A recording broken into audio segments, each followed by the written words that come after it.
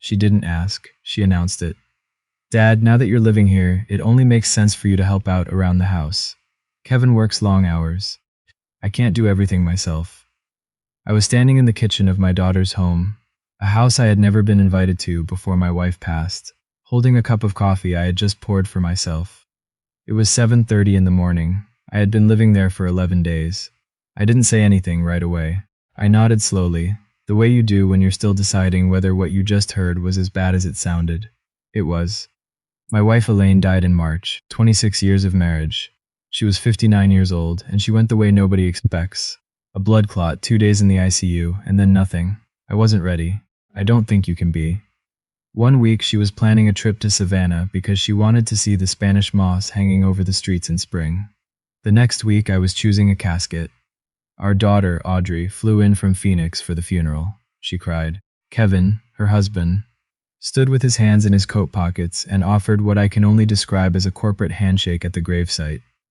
He wasn't a bad man. He was just a man who considered emotion a scheduling conflict. After the service, Audrey sat with me in the living room of the house where she grew up. She held my hand. She said she was worried about me. She said the house was too big for one person. She said I should think about what made sense going forward. That phrase, going forward, she used it 3 times. I counted. 2 months later, I sold the house. Looking back now, I think I was operating in a fog that I mistook for clarity. I had a plan. Audrey had invited me to stay with her and Kevin while I figured things out. It felt like family looking out for family. It felt like the right thing. I put most of the furniture in storage. I kept Elaine's reading chair, a blue wingback she had reupholstered twice because she loved the shape of it, and a few boxes of things I couldn't leave behind. The rest went to the house on Dunmore Circle, where Audrey and Kevin had 3 bedrooms, a finished basement, and a 2-car garage that housed exactly 1 car and a collection of Kevin's unused sporting equipment. The guest room was at the end of the hall. It had a daybed, a small dresser, and a window that faced the side yard. I put Elaine's chair in the corner and set up my books on the windowsill because there was no shelf. It was fine. I told myself it was temporary. I told myself that for a long time. The first few weeks were quiet. I made coffee in the mornings, tried to stay out of the way, took long walks through the neighborhood in the afternoons. Kevin left for work before 7 and came home after 6. Audrey worked from home 3 days a week, in the office she had set up in the basement. I would hear her on calls sometimes, brisk, efficient, closing things down. I cooked dinner twice in those first weeks, just because I felt like it. I used to cook on Sundays when Audrey was growing up. I made a pot roast the first time, a chicken piccata the second. Kevin ate 2 servings both times. He said, "Your dad can cook," to Audrey while I was still at the table, not to me, about me. That was the first thing I noticed. I was in the room, but I was being talked about as though I weren't. By the 4th week, something had shifted. Dinner had quietly become my responsibility. I don't know exactly when it happened. There was no conversation, no agreement. One evening, Audrey came upstairs at 5:30 and said, "Dad, what are you thinking for tonight?" And I made something. The next night, same thing, and the night after that. Then one Saturday morning, Kevin left a list on the kitchen counter. It was handwritten, grocery items, mostly, but also a note at the bottom that said, "Can you get this done before 3?" The list included things for his lunches, his specific brand of sparkling water, and 2 items I didn't recognize that turned out to be supplements he ordered, but apparently wanted me to pick up locally so he wouldn't have to wait for shipping. I went to the store. I'm not entirely sure why. I think I was still in that fog. The laundry started in May. I came back from a walk one Tuesday afternoon to find a pile of clothes outside my bedroom door. Kevin's clothes. I knew because his shirts have a particular monogram on the cuffs, something Audrey had done as an anniversary gift. 3 dress shirts, a pair of slacks, 2 undershirts, just sitting there in a pile on the floor of the hallway, like they'd been placed there deliberately, which of course they had. I stood looking at them for a long moment. I picked them up. I don't know why I did that either. I took them to the laundry room, washed them on the delicate cycle the way I'd seen Elaine handle nice fabrics, and hung them to dry. I told myself it was a one-time thing. It wasn't. Within 2 weeks it had become routine. The pile appeared. I handled it. Kevin never mentioned it. Audrey never mentioned it. It simply happened the way things happen when nobody talks about them, and everyone just adjusts. I started keeping track in my head, not of the laundry specifically, but of the hours. The time I spent cooking, shopping, running the dishwasher, folding, pressing, picking up. I am not a man who needs to be idle. I spent 32 years as a civil engineer. I know how to work. But there is a difference between work and service, and what I was doing had crossed from one into the other somewhere around week 6, and I had not said a word about it. I had made myself useful in exchange for being tolerated. I understood that now. I just didn't know what to do with the understanding yet. In June, Audrey and Kevin hosted a dinner party. She told me about it on a Wednesday. 8 guests, Saturday evening. She wanted to do something impressive. She asked if I could handle the food. I said yes. What followed was 2 days of planning, 1 full day of cooking, and a Saturday morning trip to Whole Foods that cost $240 out of my own pocket. A fact that was not discussed beforehand and which I did not bring up. I made a brisket that had been marinating since Thursday. I made roasted vegetables, a green salad with candied walnuts, 2 appetizer spreads, and a peach galette from scratch because Audrey had mentioned that one of the guests didn't eat chocolate. I set the table. I arranged the flowers she had bought. I made sure everything was warm and ready by 7. At 6:45, Audrey came into the kitchen while I was plating the appetizers. She was dressed for the evening. She looked at everything I had laid out and said, "This looks great, Dad." And then she paused in the way that tells you something is coming. "Hey, would you mind eating in your room tonight?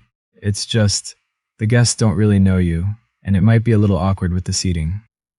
I set down the serving spoon I was holding. I looked at my daughter, who had grown up eating the food I cooked, who had called me every Sunday for 20 years, who had cried at her mother's grave 3 months ago, and I understood, clearly and finally, exactly what I was to her in this house. I was the help. "Sure," I said.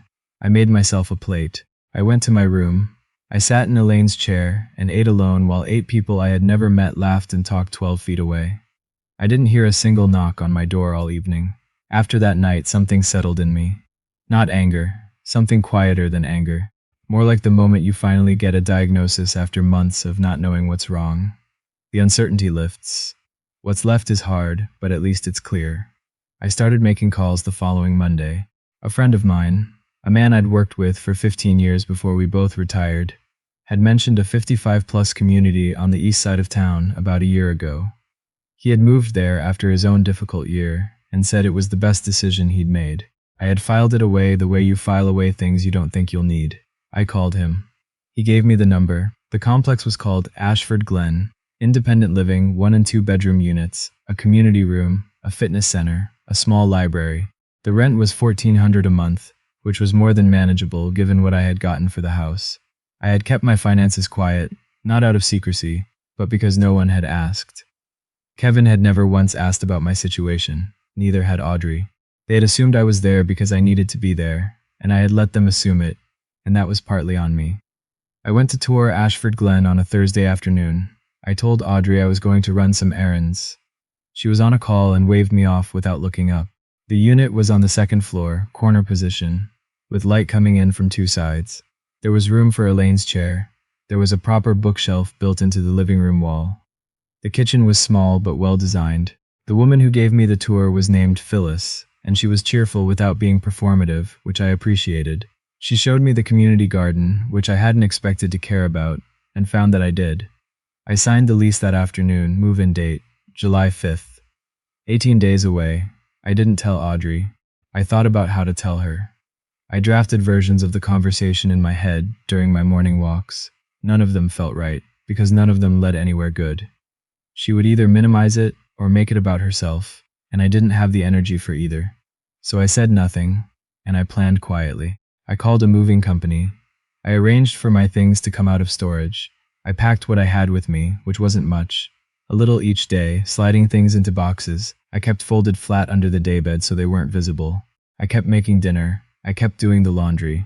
Not out of obligation, not anymore, but because stopping suddenly would have required an explanation, and I wasn't ready to give one. I was waiting for the right morning. That morning came on July 3rd. Kevin had left for work. Audrey was downstairs on a call that I knew from the pattern of her schedule would last at least until 9. I had been up since 5. I had made coffee, drank it slowly, and watched the light come up over the side yard from my window. At 7:15, I carried my boxes down, 2 at a time, and loaded them into my car.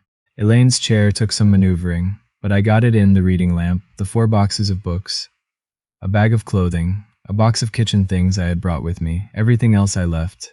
I left a note on the kitchen counter. It was short. I said I had found a place of my own, that I was grateful for the time, and that I hoped they were well.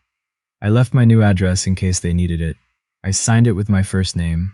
I was in the car by 8:10. I'll tell you something about that drive. I had expected to feel something heavy, guilt maybe, or grief, or the complicated sadness of a chapter ending badly. But what I felt was lighter than I had felt in months. I had the windows down. It was early July in Georgia and already warm, and the air smelled like cut grass and morning, and I drove the 40 minutes to Ashford Glen without the radio on, just thinking. I thought about Elaine. I thought about the house in Savannah she never got to see. I thought about 32 years of showing up to work and doing a job well and being known for something. I thought about what I wanted the rest of my life to look like. I didn't think about what I was leaving behind. I moved in on July 5th, which happened to be a Saturday. My friend helped me carry things up. We ordered sandwiches from a deli down the road and ate them at my kitchen table, which I had pulled from storage the day before. It was the same table Elaine and I had bought at an estate sale 15 years ago. Oak, with a small gouge in one corner that we'd always meant to fix and never did. It looked right in that kitchen. My friend asked if I was okay. I told him I was better than okay. He said, I know, like he'd been waiting for me to get there. I spent the rest of that weekend setting up the apartment. I hung pictures. I figured out the coffee maker. I discovered that the couple next door, Jim and Lorraine, had lived at Ashford Glen for 3 years and knew every good restaurant within 5 miles, and were happy to share that information with anyone who would listen. I listened. Jim had been a high school history teacher. Lorraine had run a bookkeeping business from her home for 20 years. We talked for an hour on the landing. I went to bed that night at 10:30 and slept without waking until 7, which hadn't happened since before Elaine got sick. Audrey called on July 7th. I let it go to voicemail. Her message was short. She said she'd found the note. She said she was surprised. She said she wished I had talked to her. She said to call her back. I didn't call her back that day. She called again on July 8th and July 9th. Kevin, to my genuine astonishment, called on July 10th, the first time he had called me directly in the entire time I'd known him. His message was brief and slightly stiff, but I'll give him credit. He said he hoped I was doing okay. By July 14th, I had 43 missed calls between the two of them. Audrey's messages had moved through several phases: surprise, confusion, concern, something that sounded like accusation, and then, around the 8th or 9th message, something closer to genuine distress. In her 11th message, she said, Dad, I didn't realize. I think I didn't realize how things were. I believed her. I believed she didn't realize. That was part of the problem, that it had all been invisible to her, not because she was cruel, but because I had made it invisible by never naming it. I had moved through that house like a man who had agreed to terms he'd never actually read, and then been surprised to find himself bound by them. That was on me. Some of it, anyway. I called her back on July 15th. The conversation was long and it was hard, the way honest conversations usually are. She cried. I didn't, but I was gentle. I told her what the dinner party night had felt like. I told her about the laundry. I told her about the $240 at Whole Foods, and the pile of clothes in the hallway, and the 11 weeks of dinners I had made, without ever being asked, just expected. I told her that I didn't want to be a ghost in someone else's house. I told her I needed to be somewhere I was seen. She was quiet for a long time after that. Then she said, I'm sorry, Dad. I am really sorry. I said, I know you are, and I meant it. And it wasn't enough to undo anything, but it was a start, and sometimes a start is what you need to work with. It's been 4 months now. I have a routine that belongs to me. Coffee at 6, a walk along the trail behind the complex at 7, back by 8 to read or work on whatever project I've taken on. A man in Unit 14 is teaching me chess. I am, by his assessment, improving slowly, which he means as a compliment and delivers as a critique, and I find I enjoy him for exactly that reason. I volunteer on Tuesday afternoons at a local food bank 3 miles away. I signed up in August, mostly because I wanted somewhere to be. I have stayed because it turns out I'm good at managing logistics, which I had 32 years of practice doing, and because the woman who runs the Tuesday shift is named Gloria, and she does not tolerate inefficiency or self-pity, and I find that combination refreshing. I had Audrey over for dinner in September, just her. Kevin had a work thing, and honestly I think we both knew this particular dinner needed to be just the two of us. She sat at the oak table in my kitchen, and I made the chicken piccata, the same one I had made in her house in those early weeks. She said it was as good as she remembered. I said it was the same recipe. She laughed a little. We talked about her mother. We hadn't really done that together since the funeral. We looked at some photos I'd framed for the hallway. She picked up the one from Audrey's college graduation. Elaine with her arm around Audrey, both of them squinting into the sun, and held it for a while. Before she left, she said, "I'm glad you have this place." I said, "Me too." She meant it. I believe that. I think about what I would have said to myself last spring, standing in that guest room with its daybed and its single window, and Elaine's chair tucked in the corner like a small apology for the space I was taking up. I think I would have said, "You are allowed to take up space." I had spent so many years being useful, at work, at home, as a husband, as a father, that I had confused usefulness with belonging. I thought making myself indispensable was the same thing as being wanted. It isn't. Those are two completely different things, and the gap between them is where I had been living for those 11 weeks on Dunmore Circle, filling that gap with brisket and laundry and grocery runs and silence.